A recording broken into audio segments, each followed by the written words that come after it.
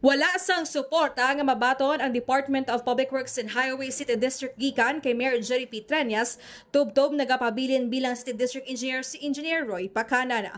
Madumduman na gindeklara ni Treñas bilang persona non grata si Pacanan sandam naglang bangod sa mga delay nga proyekto sang Iloilo City District Engineer lakipman ang madugay nga paghalin sa ila opisina. Sunog kay Treñas, personal lang iya deklarasyon kay Pacanan kag iniinis pagbawion apang kun mamilit ang DPWH nga ipabilin si Pacanan wala di sang mo kung hindi magsuporta sa nasambit nga talatapana.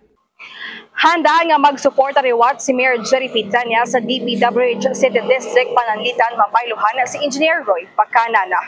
Report ng gikan sa siyudad sang Iloilo ini siya K5 Jenny Kauyunan para sa Kampiyon nga balita serbisyo publiko kagalingawan sa Iloilo. K5 News FM.